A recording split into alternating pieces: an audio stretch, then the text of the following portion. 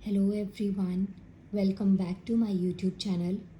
आज मैं आपको बीएड का एक सब्जेक्ट है कंटेम्प्रेरी इंडिया एंड एजुकेशन, और इसके मैं आपको शॉर्ट नोट के ये क्वेश्चंस करवाऊंगी। आप देख सकते हैं ये ना आपका प्रीवियस ईयर का क्वेश्चन पेपर है, जिसमें मार्क्स आपको दिख रहे होंगे 80 मार्क्स हैं। और इस पेपर को सॉल्व करने के लिए मैक्सिमम टाइम आपको 3 आवर्स का दिया जाएगा। और इस पूरे क्वेश्चन पेपर में से गाइज आपको कोई भी 5 क्वेश्चंस को अटैम्प्ट करना है। फर्स्ट क्वेश्चन जो होता है जिसमें शॉर्ट नोट है ये कंपलसरी है। बाकी हर यूनिट से आप एक एक क्वेश्चन को या एक यूनिट के 2 क्वेश्चंस जैसे भी आपको ठीक लगे वैसे आपको 4 और क्वेश्चंस को अटैम्प्ट करना होता है।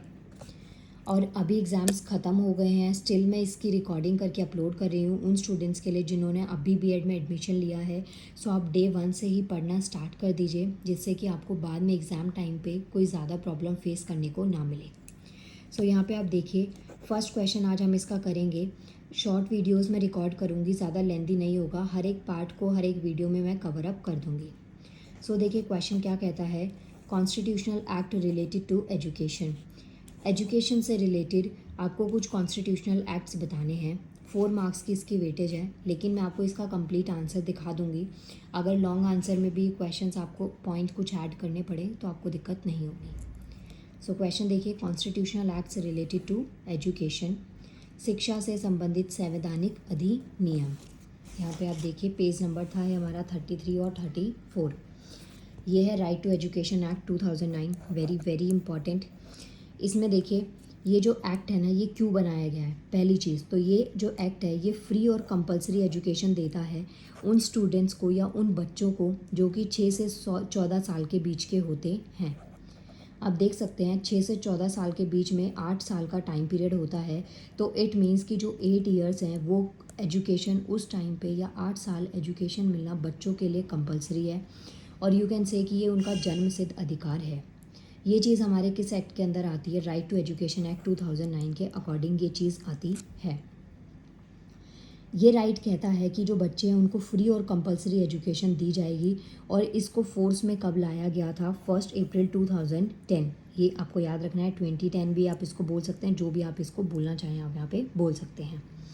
इस एक्ट के अकॉर्डिंग जैसे कि हमें राइट टू लाइफ का अधिकार है, ये हमारा जो आर्टिकल है राइट टू लाइफ जो इंडियन कॉन्स्टिट्यूशन का आर्टिकल 21A है, ये क्या कहता है कि आपको राइट टू लाइफ की का अधिकार है, जीने का अधिकार है।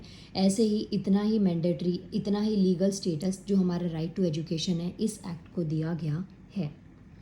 इसके अलावा जो स्टेट है, हर एक राज्य की अपनी एक रिस्पॉन्सिबिलिटी बनती है उन बच्चों की साइड जिनकी एज 6 से 14 साल है, और उनके लिए ये चीज़ मेक श्योर करना कि उन्हें 8 साल की जो स्कूलिंग है वो कंपलसरी मिले।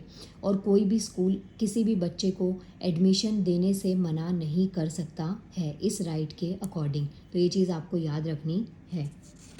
नेक्स्ट देखिए, और इसमें क्या क्या पॉइंट्स आप ऐड कर सकते हैं, यहाँ पे आप देख सकते हैं। जो बच्चे होते हैं जो डिसेबिलिटी या जो स्पेशल स्टूडेंट्स होते हैं उनके पास भी यही चीज़ है, सेम सबको ये चीज़ का राइट है कि राइट टू एजुकेशन का डेफिनेटली राइट है। इसके अंडर कुछ फ़ाइन्स वगैरह भी लगाए गए हैं टीचर्स पे, स्कूल्स पे। अगर वो उस चीज़ को फुलफ़िल नहीं करते हैं तो उन्हें वो चीज़ का फ़ाइन पे करना पड़ सकता है। ये चीज़ आपको याद रखनी है। इसके बाद में देखिए यहाँ पे कुछ आपको बेनिफिट्स दे रखे हैं राइट टू एजुकेशन एक्ट 2009 के आरटी, कुछ यहाँ पे एक्ट के आपको कुछ बेनिफिट्स दे रखे हैं, ये आप एक बार यहाँ पे देख लीजिएगा। इसके अलावा देखिए नेक्स्ट हमारे पास में आता है right of children to free and compulsory education act 2009। ये जो है ना ये 3 की पॉइंट्स आप याद रख लेना, जो अभी यहाँ पे आपको ऐसे दे रखा है ना लेंथ वाइज, ये चीज़ आपको यहाँ पे शॉर्ट में दे रखी है।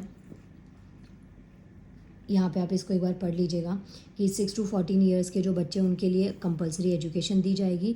और right to children to free and compulsory education act जो इसको नोटिफाई किया गया था 2009 में, इसको फोर्स में लाया गया 2010 या 2010 के अंदर। ये चीज़ आपको की पॉइंट्स इस एजुकेशनल एक्ट से रिलेटेड याद होने चाहिए, क्योंकि अभी इन पॉइंट्स को आप ध्यान से पढ़ेंगे तो गाइज जब आप सीटेट का पेपर देंगे ना तो आपको कोई भी दिक्कत नहीं आएगी।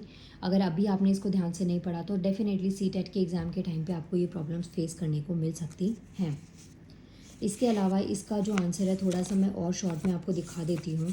Wait a minute, page number 56 पे भी इसका आंसर है। अगर आपके पास में सेम बुक है तो आप यहाँ पे देखिए, एक मिनट, अगर आपके पास में ना ये सेम बुक है तो आप यहाँ पे देखिए, ये जैसे क्वेश्चन है ना, क्वेश्चन के पीछे मैंने पेज नंबर लिख दिया है।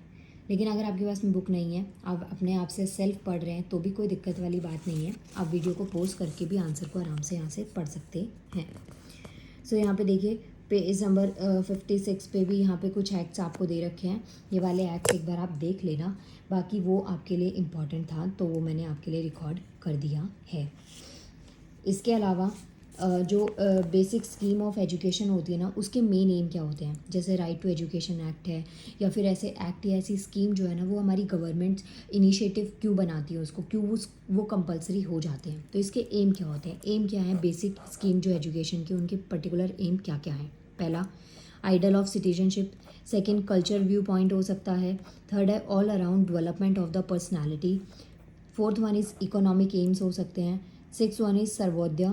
सर्वोदय स्कूल का नाम भी आपने सुना होगा, इसका मीनिंग क्या होता है ज़रा एक बार मुझे कमेंट करिएगा ज़रूर। सो ये चीज़ आती है हमारी स्कीम ऑफ एजुकेशन के अंदर। इसके बाद में गाइस देखिए, ये हो गया आपका first question, constitutional act related to education. कई बार यहाँ पे डायरेक्ट क्वेश्चन भी आ जाता है कि आरटीई के बारे में, राइट टू एजुकेशन एक्ट को आपको यहाँ पे शॉर्ट नोट लिखना है। सो ये हो गया आपका first question, constitutional act. Second question next video में करेंगे, recommendation of national policy of education 1986। ये पॉलिसी भी बहुत बहुत ज़्यादा इंपॉर्टेंट है। नेक्स्ट वीडियो में मिलते हैं। Thank you so much.